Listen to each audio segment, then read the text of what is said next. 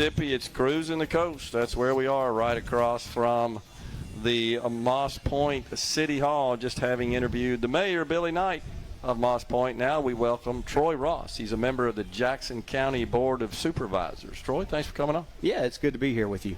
So I saw you out there teasing the mayor while he was up there, right? You guys must know each other pretty well. Yeah, I was telling him, I said, I've never seen him when he wasn't decked out, dressed all the way to the kilt. Well, he shared with us he was in the clothing business. Oh, okay. I didn't realize that. Yeah, he was all decked out in his dapper seersucker suit today with black undershirt. Looked really good, and his black pocket square.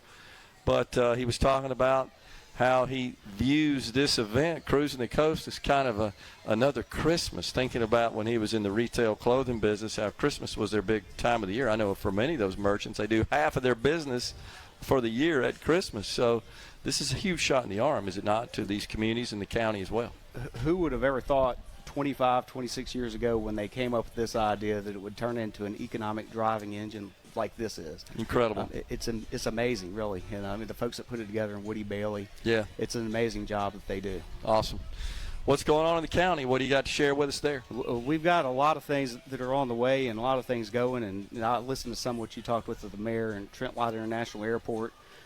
We've got some opportunities out there. We've already got places like Northrop Grumman building unmanned aircraft. Yeah. We've got them building the fuselage for the F-35. It's amazing to find out things like that are being done right here in Jackson County and right here in Moss Point. Really cool stuff. And, of course, nearby Ingalls, and significant growth in the blue economy as well here on the Gulf Coast. And Jackson County, of course, is a participant in that. It just looks like things are on the up and up and going to continue to get better. Well, and Fairbanks Morris is another one that works along with Ingalls. They make propellers, and they're one of only two that are certified to make those castings and cast propellers for the United States Navy. And with $350 billion in Navy spending that looks to keep the naval fleet up to where the president wants it to be, looks like Fairbanks Morris and Ingalls are going to have a lot of work in the next decade. Well, that's awesome. So that kind of keeps the economy stable in the area, and that's important.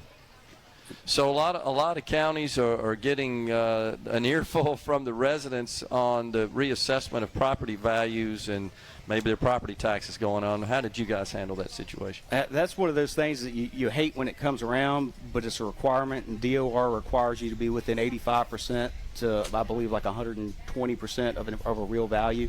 I think decade ago, the assessor would just go in and they'd put values on homes and properties that weren't anything close to what they should be, and they're trying to bring it in line with where it ought to be. The problem counties run into is it's not even across the county.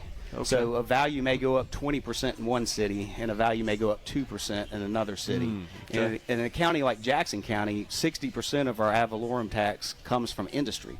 So that throws another loop into it. So if we say, all right, we're going to cut millage to balance this out, we've got to look and see what that really does to the county bottom line, because 1 mil for us is going to reduce industrial tax 60% and residential and other commercial 40%. Gotcha. So the average homeowner is going to see very little. Industry is going to see an enormous amount. So you've got to weigh that out and try to measure it, and then comes the hard part, trying to explain it to people when they're upset. And make the budget work at the same time. Right. Yeah. You can't bankrupt yourself to try to keep things even when they won't be even when you do it.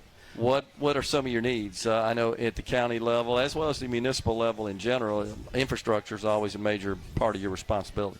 Yeah, I mean, you've got our utility authority. They've got a waste management facility in downtown Pascagoula that's been needing improvements for a long time. It needs to be moved ultimately from where it is in the downtown area, but that's about a $350 million project to do that. So that's one of the things that works where it is. It's not killing anybody. It's not hurting anything terribly, but long term it really needs to be moved. We've got aging pipes and infrastructure all over all of our cities and in the county. Those are things we're trying to address. Some of the ARPA money we received over the last couple years is going to address a lot of that. But the big problem is at every level you hear people say the budgets are fat. And I've kept saying these budgets might seem fat, but when we get to the end of it, we'll be lucky if they make up for the inflation that we're going to suffer because of it. And when I look at a bridge that we just contracted that was budgeted to be $21 million and it ended up being $30 million, that kind of tells you that extra money might just be enough to cover the gap of inflation. Yeah. Well, and the reality is this infrastructure is aging across the country, right? So all at the municipal government level, they're all struggling to deal with this. We're just at that point where they need modernization and refurbishment. Is that your experience? Yeah, I mean, people like to cut ribbons. They don't necessarily like to cut ribbons on things you can't see. Gotcha. Troy Ross, member of the Jackson County Board of Supervisors, has been our guest. Appreciate you coming on. All right, yeah, thank you. Yep.